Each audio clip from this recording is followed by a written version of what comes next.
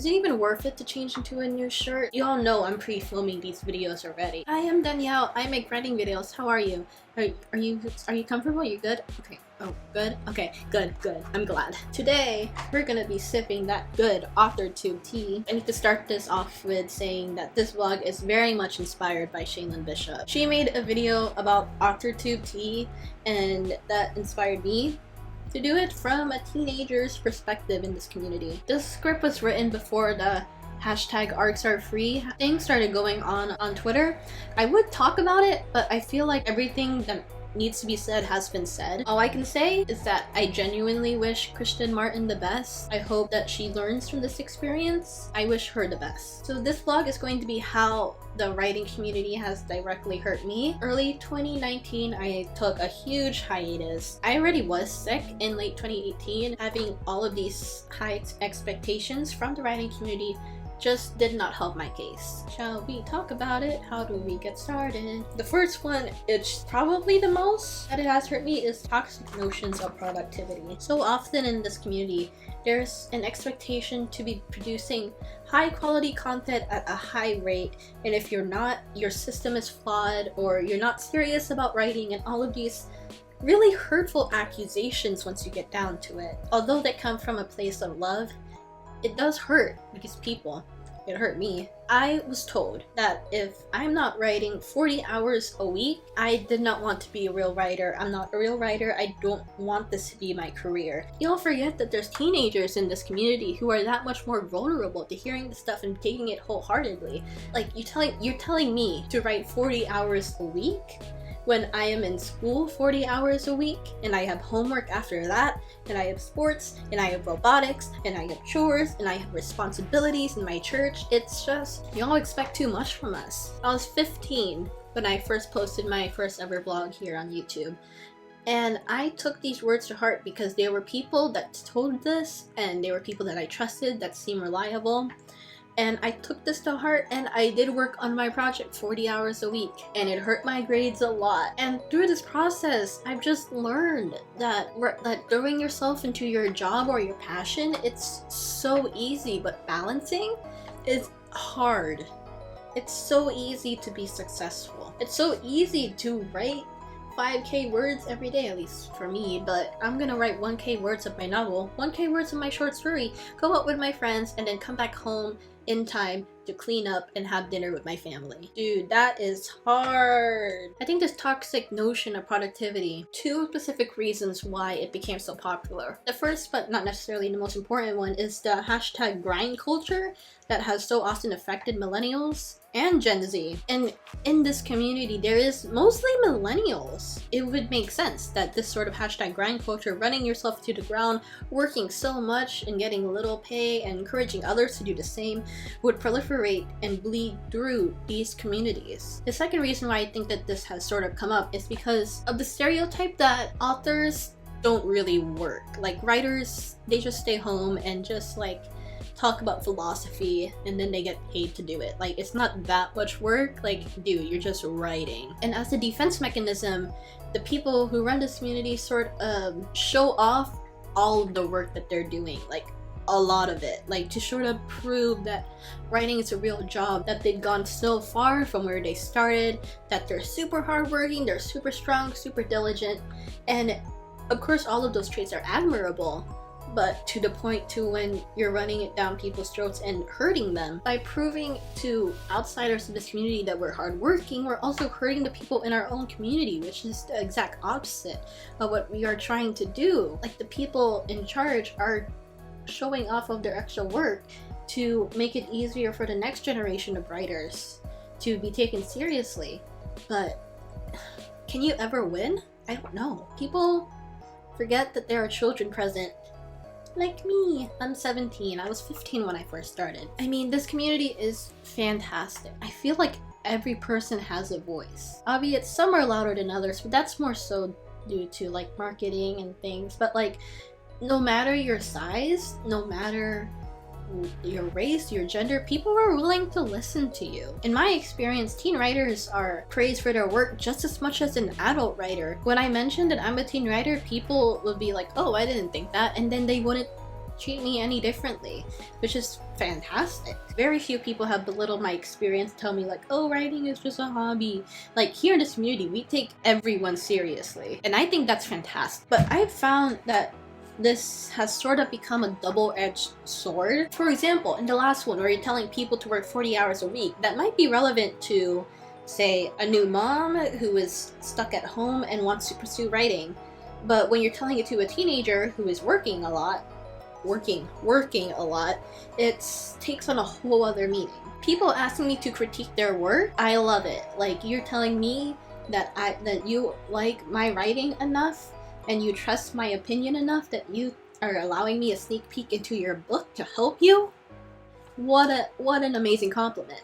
But when a 30-year-old woman is asking me to critique her erotic book, I'm younger than 18. I'm not your target audience. And two, if I did bring this book to the counter to buy it, I might not be sold it. And rightfully so, because I'm not 18. And then I can get called a prude when I don't want to read something that's like 18 plus. I'm not 18. And I think that teenagers are especially more vulnerable to be hurt in this community. One of the first things I ask when I start to become friends with a writer is how old they are, because I am 10 times more cautious when I am starting to befriend someone who is a 30 or 40-year-old man, because I am a 17-year-old girl. You can never be too safe, kids. Seriously, just be careful.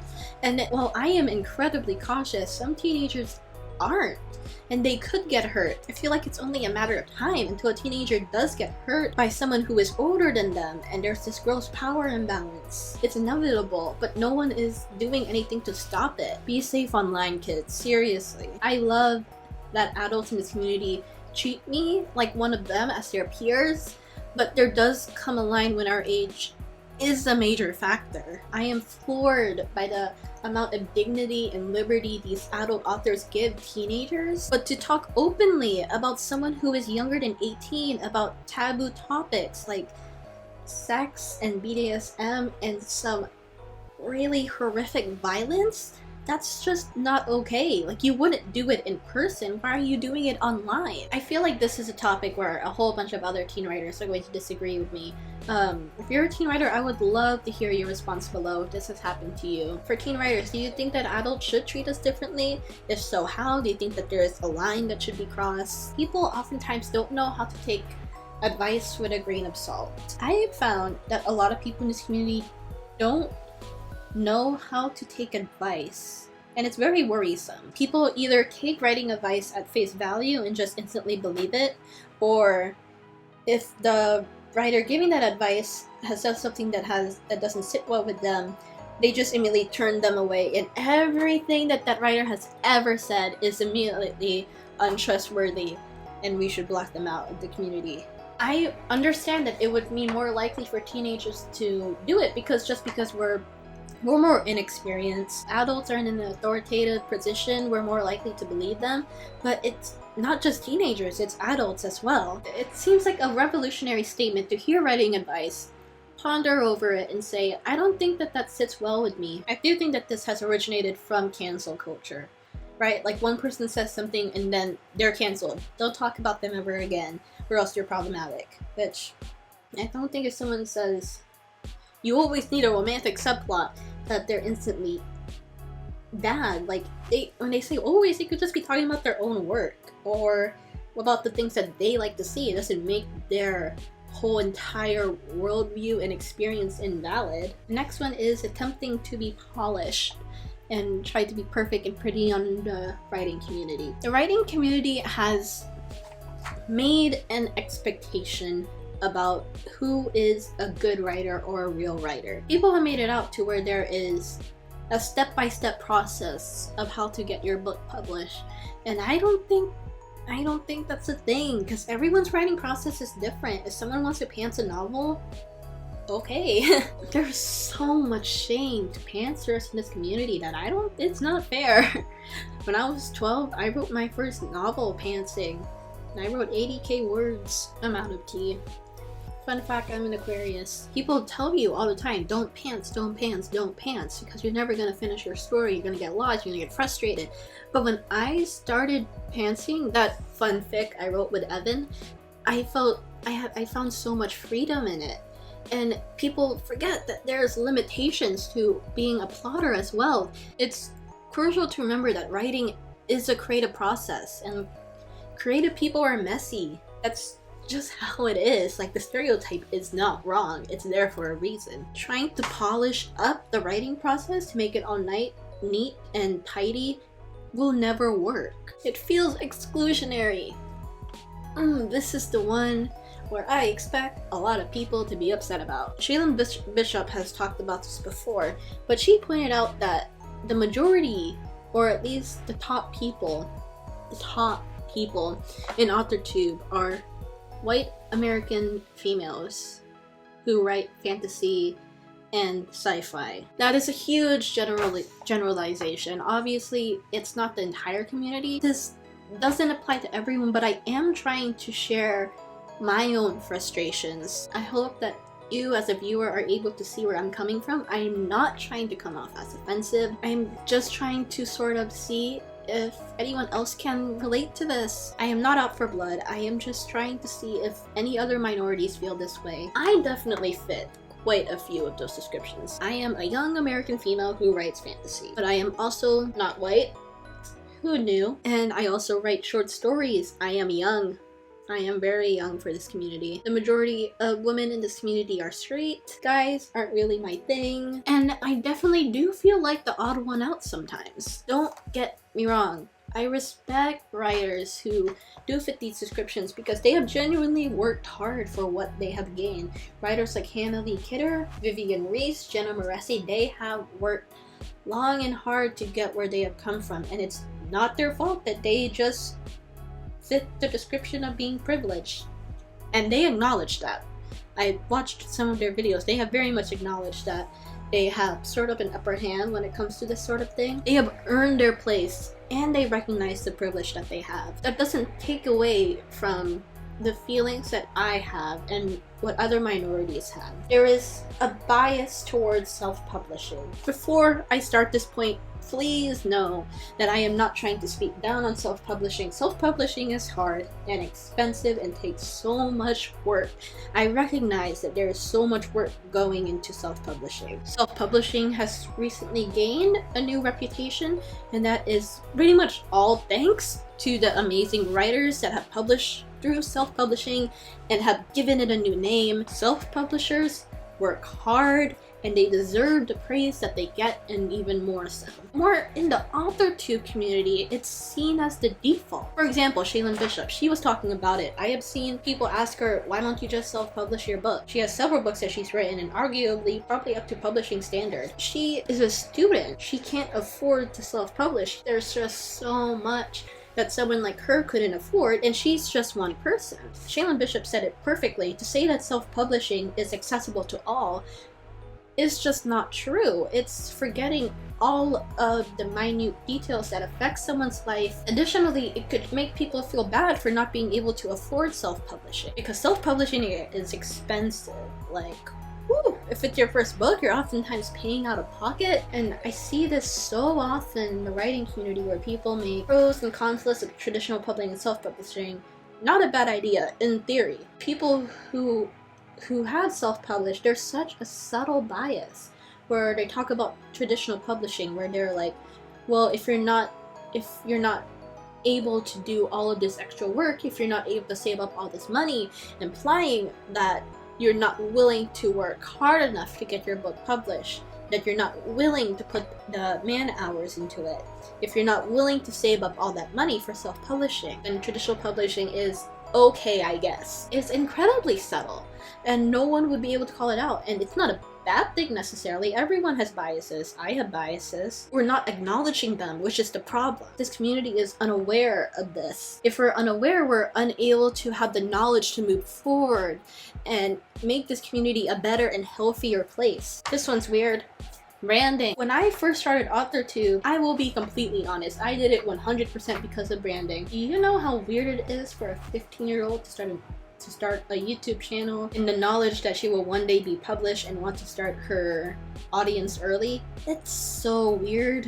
Nowadays, people start an AuthorTube channel so like to brand, to create a community for themselves before they publish their work, which is not a bad idea. I definitely encourage it. It's a great idea marketing wise. Once anything is tied to money, it becomes 10 times more complicated. I don't make anything off of my writing currently. I don't make any writing on my YouTube channel. I don't sell any services. The only thing I do for this community is beta.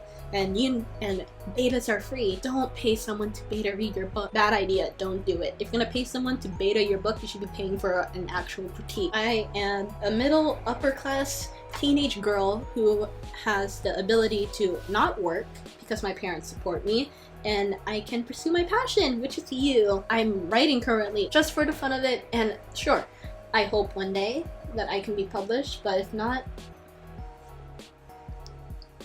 who cares? And I feel like that freedom has really helped me. Shaylin Bishop, she started her channel when she was in high school, and she just did it for the fun of it. She just wanted someone to talk about writing with. She might have been around my age when she started her channel, and I started my channel with the point of view of, I thought I was gonna be self-published by now, y'all. How the tables have turned, right? I think our different experiences have really made an interesting point of view. I started writing novels when I was 12. I remember the first time I ever opened a document and started writing. I remember everything about this exact room, this exact bedroom, where I opened that document and I decided I'm gonna write a story, and I did for months. I pantsed the entire thing, and it was so much fun, and I had no idea what writing really was. I had no intention of becoming an author. I was in 6th grade. I didn't know what I wanted to do. I probably said I wanted to be a doctor or something to make my parents happy. I'm 17 now. I'm choosing a college and I'm choosing a major that will complement my dream, and it's very different. I am now aware that people are judging me for the job that I want, the major that I want, the college that I want to go to. On this channel, there are people that I trust. There are the same few people who watch my videos, who like and comment, and that I talk to regularly. These are the people that I pour my hearts into, that I talk to on Twitter and Instagram. No, I have never had a hate comment on this channel. I say that now, but I'm probably gonna jinx it. This channel is for fun now. And sure, I hope to talk to more people, but my goal isn't to sell you something now like it was last year. It's more so just to share what I'm doing. There's no point to this, really. I just think that once you combine branding and creativity, it starts to get muddy. I haven't really experienced it. I feel like other writers might have experienced this. It's that AuthorTube and the writing community could be very intimidating to new writers. Think about it. The first time you get put into the writing community, you're told immediately that you should market your book. Okay, that seems easy enough, right? No, it's not. You need to create a business email. You need to create Instagram, Twitter, Tumblr, your own website. Do you know how hard it is for someone to create a website if they aren't familiar with graphic design? I am so thankful that I am a Gen Z kid who has been taught to make a website just like that. I can do it in one night thanks to the amount of projects I've done via website. But the adults who start joining this community, people who are not millennials or part of the older millennial generation, they don't know how to do it, and it's overwhelming. They're told these are a whole list of all different types of outlining techniques. This is how you beta read. Never mind the fact that once you hit your beta reading, you've probably worked on your novel for a year and they're just now thinking of, I wonder how I write dialogue. I mean, it's just so much information for people who are new. I never felt overwhelmed in this community just because it really suited my personality really well. I know how social media works. I never had to study it. It's just because I'm a Gen Z kid who knows which times to post on Instagram to get the most amount of likes and what to post. I know what a theme is. I know how to work social media, and that's just because of the way I was raised. But if you're learning it for the first time, it's overwhelming. And I can't imagine what it's like for newcomers in this community who don't know how to do a lot of these skills. It must be really hard, and I feel for them. Next one is something that affected me very relevantly in early 2018. which is to be a writer is to be unhealthy. Thankfully in the writing community, this has for the most part gone down, but it's still relevant. Not so much in AuthorTube, but more so just in the writing community in general. Let's talk about writing stereotypes that we impose upon ourselves. There's a lot of writing stereotypes that are not good, albeit they're stereotypes for a reason, right? And the most relevant one is to be a writer, you have to be unhealthy. To be a writer, you have to be a recluse. You need to be super arrogant, and you don't have to be that way to be a writer. I mean, can't speak for myself, obviously. But there is a way to be a writer and be healthy. If you decide to take meds to help with your health, it's not gonna make your writing less magical, say you're writing fantasy, or less serious, I guess. To say that like every writer has anxiety, yeah, it's a stereotype because it's the majority. However, to say that all writers have anxiety, it can make someone who has the inkling of anxiety not want to get help. It's horrific. To say that they could have gotten help earlier and avoided all of this future complications. I'd hate for these stereotypes to alienate someone and for someone to avoid getting help for it, but it has already happened. Jenna Moreci talked about it. She talked about how she was so reluctant to go on medication because she thought that her anxiety kept her writing, and she can't be the only one. Those are all of the ways that I've written about how the writing community has hurt me.